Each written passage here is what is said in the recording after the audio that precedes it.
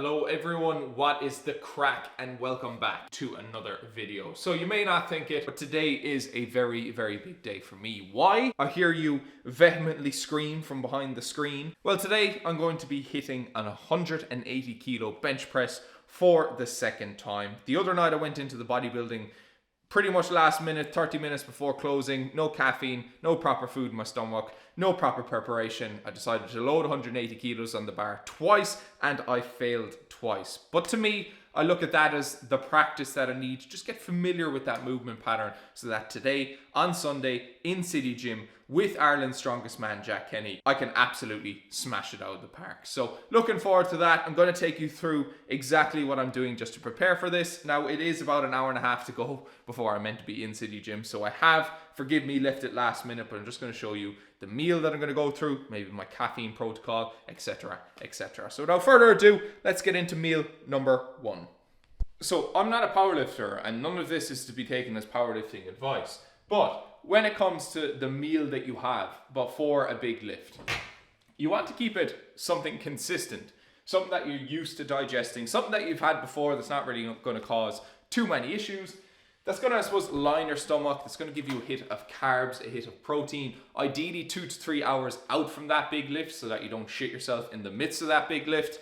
But for me, that would look something like turkey burgers and a slim bagel. Now, whether you're preparing for a big lift, for a match, for running a fucking marathon, your nutrition and hydration preparation should be starting several days in advance and not ideally an hour and a half before you perform the fucking thing. What that means is that you should be kind of steadily increasing your intake of carbohydrates in particular for most sports or whatever. Hydration is a key thing because you just don't want to be slamming a load of water an hour before the fucking event. You want to be slowly but surely making sure that in the days leading up, you're increasing your hydration and that actually come the day of the event itself, that you're well hydrated, you're well fueled, and then the meal that you're having like 2 or 3 hours beforehand is just one last top up. So this lift today means an awful lot to me, mainly because on my Instagram stories I committed to it, and it's just I really don't like failing lifts and then not coming back and doing anything about it. So to give myself the best chance of nailing this 180 kilo bench press, which I will today, I postponed my cut over the last number of days. Now I've been very happy to do so because last night I went out to the Corrigour and basically ordered everything off the menu. There was 2 little brand packets of Crave cereal in the press 2 days ago. They've since ceased to exist. So I've enjoyed myself over the last few days, but I've done so under the preface that it's to make sure that I perform as best as possible today. So once I hit the 180 kilo bench press today, it's back to the cut tomorrow and to finish off what I started with the summer shred.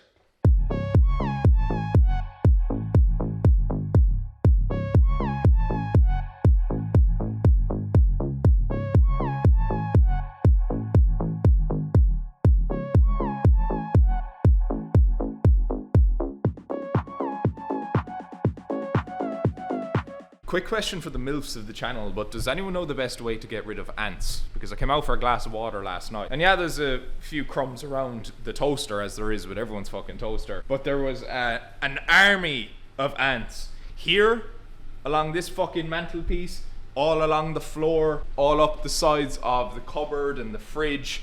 I had to literally, we have no like ant kit or anything like, so I literally got this fucking window cleaner thing and just started poisoning the lot of them. But we have an ant problem somewhere, don't know where the fuck they're coming from, but if anyone could tell me the best way to get rid of ants from the house, I would appreciate it. I'm incredibly pissed off. Just off camera, I dropped one of the fucking turkey burgers. It just slipped out of my hand and went all over the floor, so I had to run it under the fucking tap. Nothing gets the juices flowing for breakfast quite like dropping your turkey burger on the floor and then having it lukewarm on the plate because it's just been run over with water. In any case, for meal number one, before like a workout or anything like that, I'll generally keep it light on the fats because fats slow down the digestion process. Heavy enough on easily digestible carbs, or at least carbs that I know I have no issues digesting.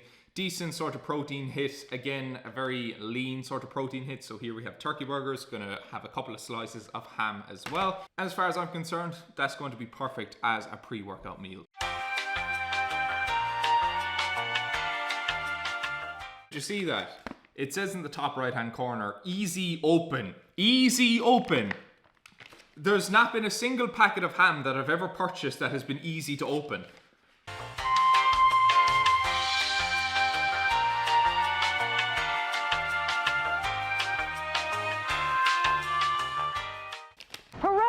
And it always smells like someone in the factory just before it came off the production line farted in the packet before sealing it. So a slice of ham is 3.8 grams of protein. So that would be topping up a meal with 38 grams of protein plus 3.8 times 2, which equals, quick maths,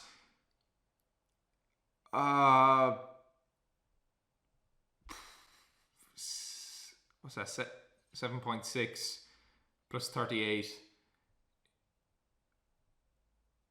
45.6 grams of protein. Maybe a little bit extra with the bagels, although that sort of protein doesn't really count. I'm gonna say all encompassing 50 grams of protein. Oh fuck, forgot the ketchup. I've switched to the ketchup today. The sweet chili sauce, although it's nice, it tends to just run off the plate a little bit too easy. Like if I put it on top of the turkey burger, it just tends to just like lubricate the entire plate, which can be a little bit annoying. Whereas ketchup, it's much more rigid, it's much sturdier in its consistency, so it makes less of a mess. That was definitely the turkey burger I dropped on the ground. Lads, when I say not a molecule of caffeine has passed these lips and I feel like I could move a mountain off my chest this morning. My only fear about this is 180 kilos is going to be too fucking easy. I am hyped to the fucking max. There's no alternative aside from 180 kilos pressing its way into another universe. I'm outside the gym now, gonna get in, gonna get after it. And by the way, before we move any further, before we witness what is going to be a spectacle of mankind, make sure that you drop the video a like right now. Just stop what you're doing, drop the video a like right now, because if all of you drop this video a like right now, I could easily get the likes up to like 6, maybe 7 likes. It's gonna help me out an awful lot. If you like my content, if you like the energy that I bring to these videos, I would really, really appreciate a small gesture of just hitting the like button below. Right, let's get after it!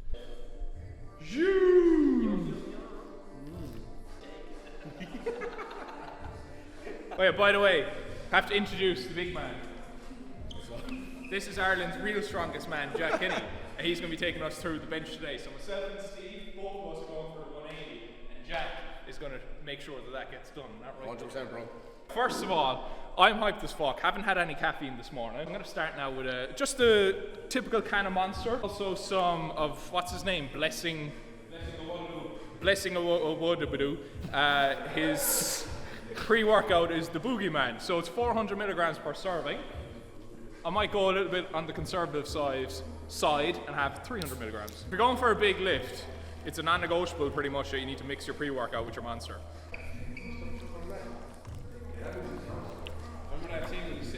It's pretty nice, it's pretty mint. 180's getting yucked.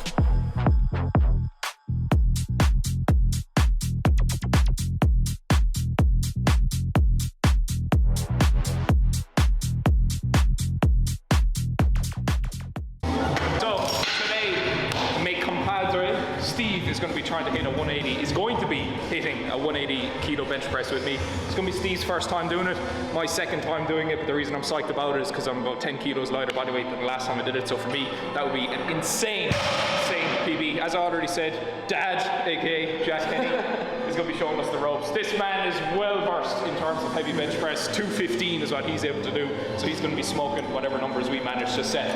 So we're in the middle of the warm up here. The mistake that I made during the week when I failed the 180 twice, obviously there was a lot of things going on. I showed up last minute, wasn't prepared and all of that, but I warmed up too much. I did too much in my warm up sets. I went 140, 150, 160, 170, and then tried to do 180 twice, but by that time my chest was gassed. So we're going to keep it to the point, we're going to keep it concise. This is 140 here, we've done 120 before that. Maybe we'll load it up, the boys are going to decide, but we're not going to do too many warm up sets before we nail the 180. So let's get into it.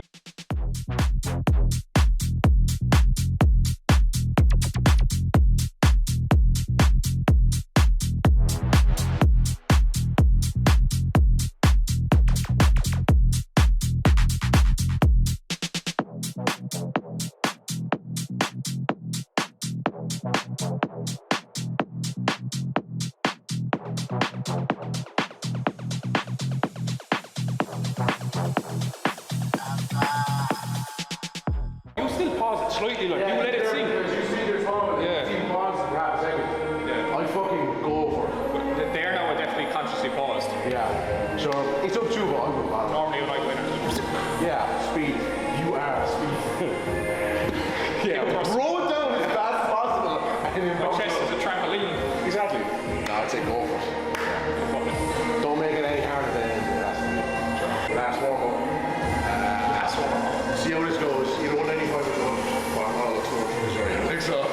you hear that? That's a 200 kg bench. That's a lot of damage. Man just said 190 is my last warm-up. Stuff at the top, brother. Stuff at the top. I have 170 on the bar. This is our last warm-up, so 160 moves like butter. So we'll send 170 and then we'll load up 4 blues. 4 blues, 4 blues, baby, let's go. Because the hype is good, the vibes are good, obviously the three of us fucking doing the same thing. Be careful not to be rushing into the fucking sets, that you rest in between each fucking rep that you're doing, because it's very easy for me when the music is blaring, when the beta alanine tingles are kicking in, to go 160 and then go, yeah, let's fucking slap on 170, and then all of a sudden 170 moves like fucking shit because you rested for like 45 seconds. So obviously get in the zone, get that mental fucking frame of mind right, but don't let the overexcitement fucking actually deteriorate the quality of the warm-up sets that you're doing. Yeah, we went really fast. We did 150, 140, and then we went straight to 160. And I can nearly feel it there. I was like, whoa.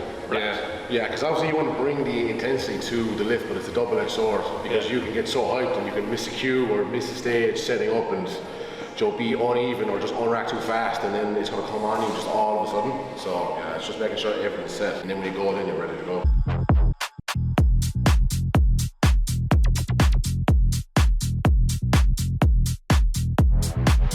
That's 170 kilos. 200 loaded soon, let's go!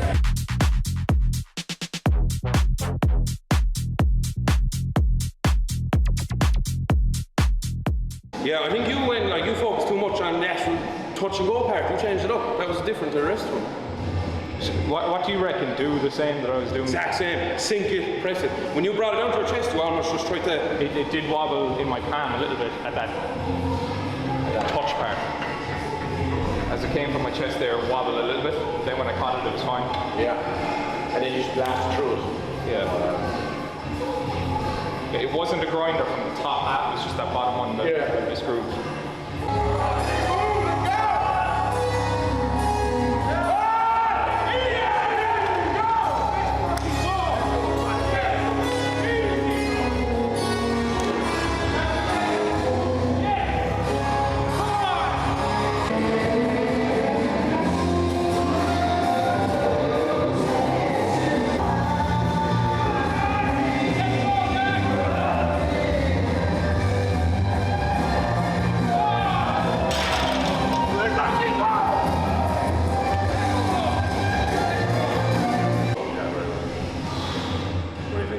I know what I'm having on next.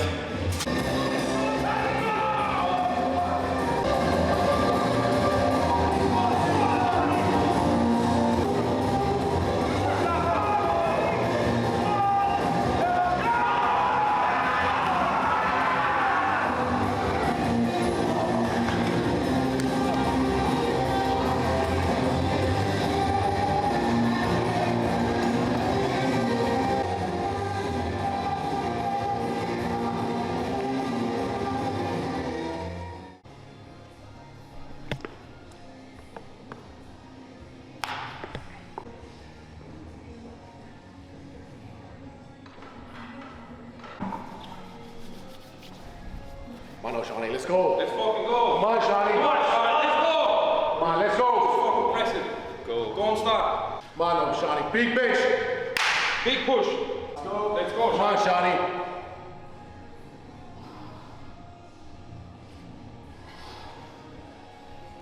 Come on, let's go. Let's see it.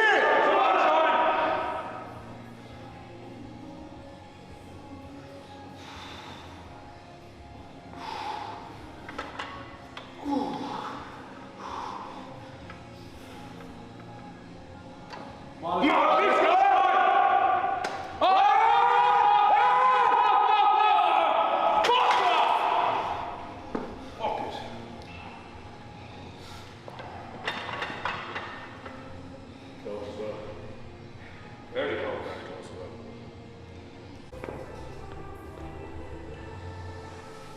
What could I have done better there? Do you know, like, you're very close grip. Yeah. So obviously, like, the range is pretty long, but like you will come off your chest with an awful lot of speed, but then once you hit the weight, because of the angle, like, it's just very hard to lock it up. But if you widen your grip a small bit, obviously it'll decrease the range a tiny bit.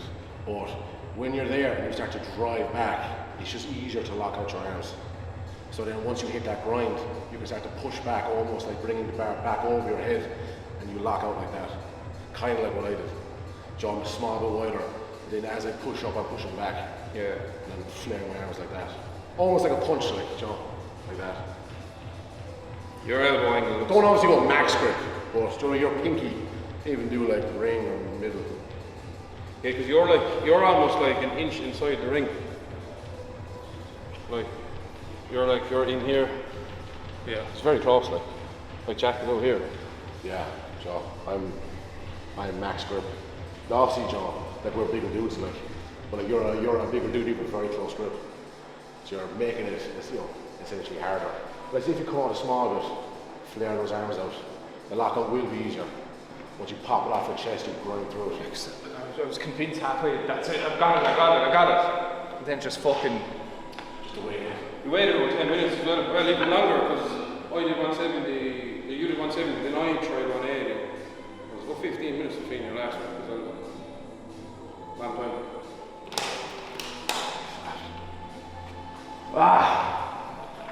Oh man, You it's wanna go fucking again? hair.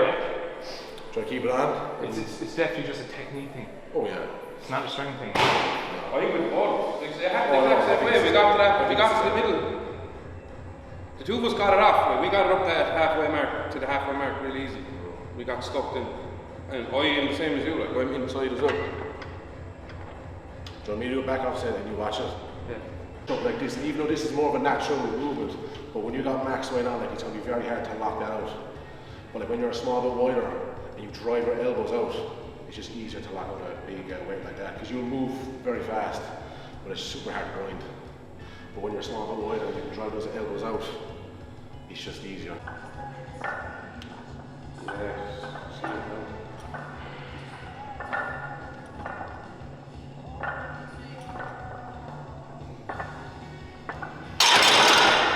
Makes sense? Yeah. Just the second I start to push up, I'll push back. Yeah, your angle like is almost like 90 degrees even. Yeah, because I will like finish, like back over my shoulder.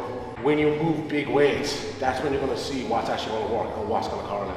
You're Yeah. never going to be incentivized to make a technique change if you're always finishing. 100%. Yeah. You'll go, oh, that could be better, but actually you've completed every repetition you've done, so you've had no incentive to... Fact, 100%. Joe, 100%. That's all it is. We go against all this, right? Let's start bringing the intensity, so.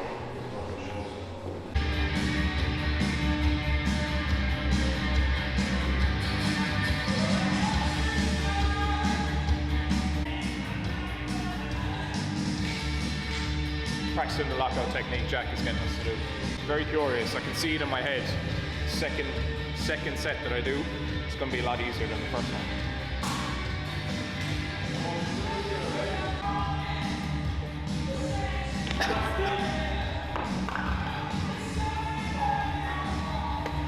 Come on, Steve. Come on, practice.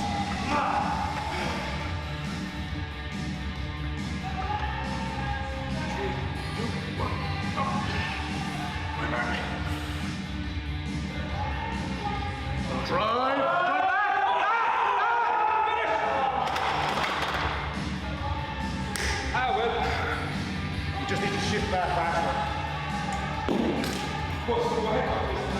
Yeah, very strong, very strong.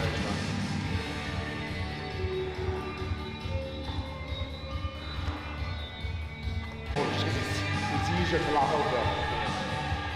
So it's your upper arm coming in line with your shoulders as opposed to the bar.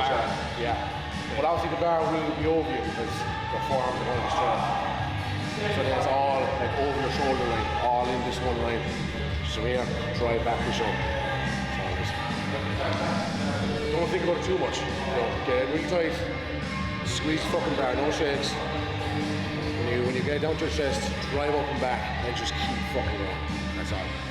You can do it. I know you can. I've seen all the warm-ups, you're strong enough to do it. Just gotta go do it now. That's all. That's all.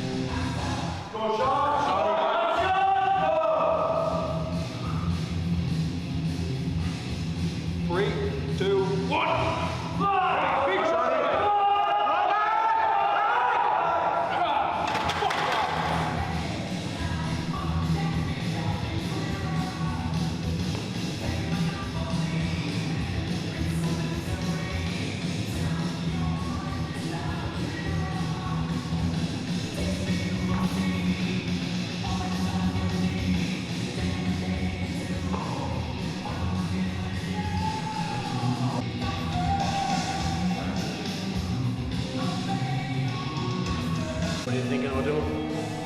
I'm not doing 180. Oh yeah, no, that's fine.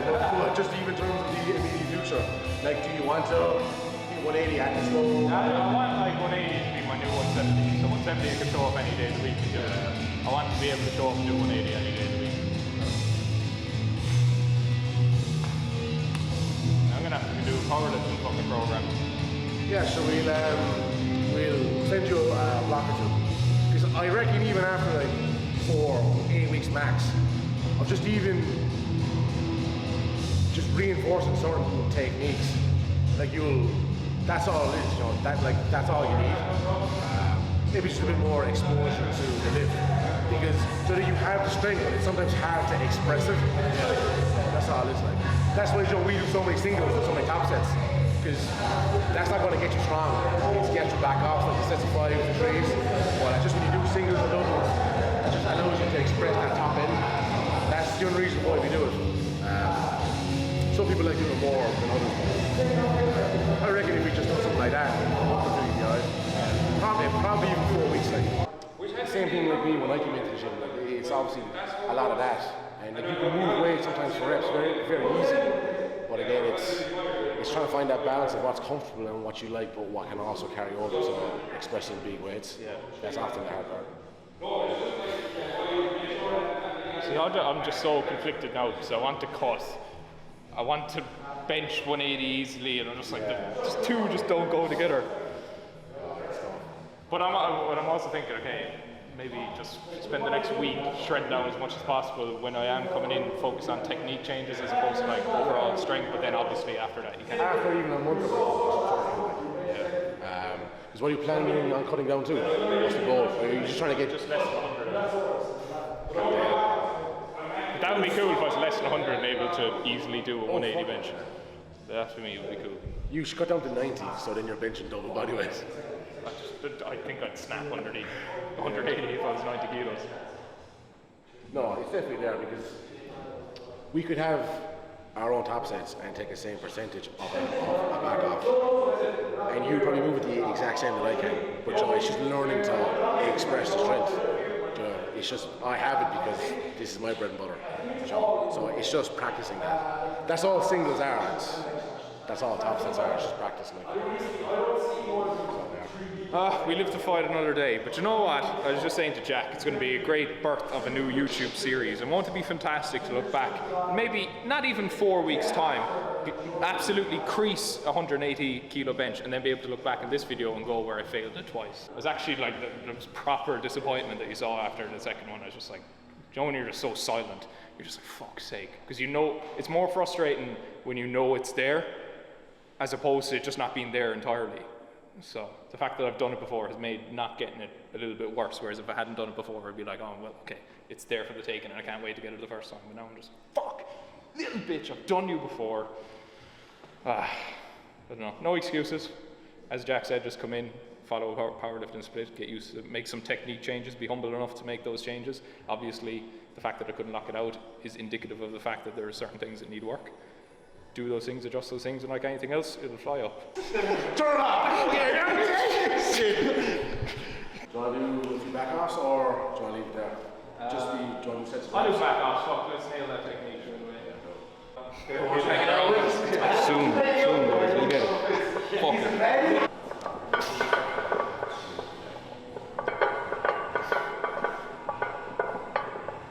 Was that kind of what you're talking about? Yeah, like obviously, it's not going to carry over very well right now, but just like over the preceding few weeks. But like just the fact you're even thinking about it as well is going to help, but it does look like you are driving back, and like that's just going to make the lockout easier. Yeah. Rather than being here with like over 400 pounds in your hands. R.I.P. front delts. R.I.P. tries and delts. No, I haven't gone over 145.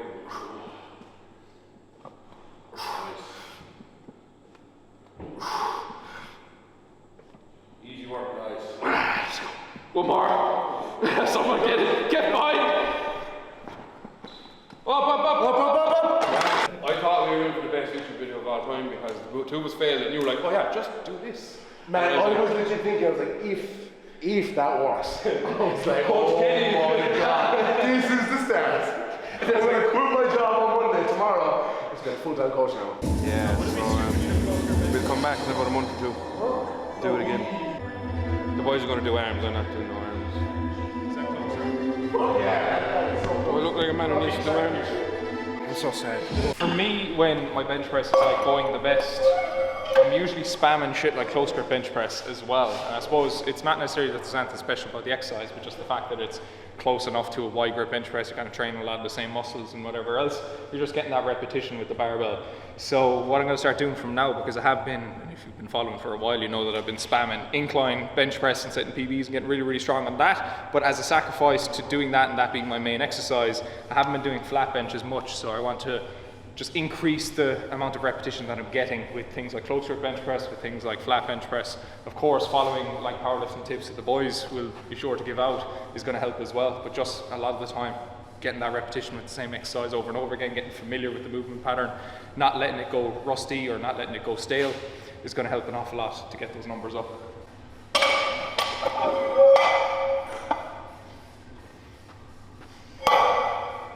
So for me, my close grip, Jack told me, is quite close for a close grip press. A lot of people might be out here, but where my regular grip would be, but that's where I feel most comfortable on a wide grip bench.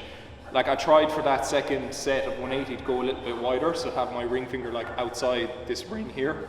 But for me, it just felt as though maybe my strength was compromised, and that's just because I'm used to the position that I'm used to. I'm used to having my baby finger just inside the ring here, or maybe even just on it. So a close grip bench press for me is going to be somewhere in around here. So my index finger is going to be on just where the knurling meets the smooth part of the bar.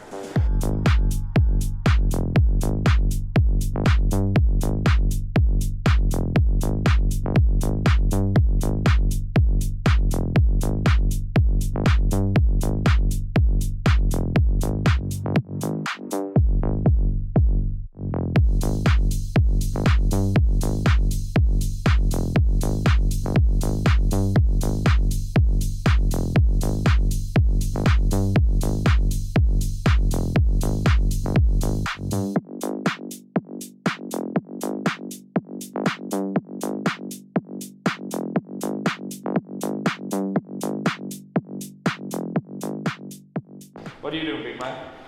Arms. The last few weeks I've just been doing a superset. So I've on the cables, I just do rope curls and then tricep pushdowns. I just bang out set after set after set.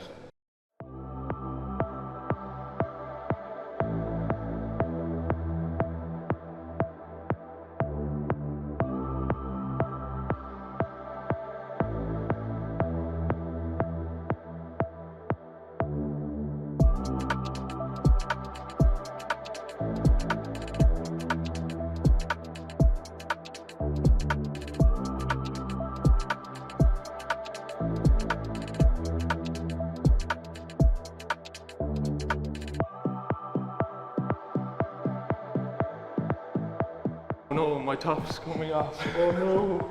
Someone stop. Stop. No, give me my t-shirt back.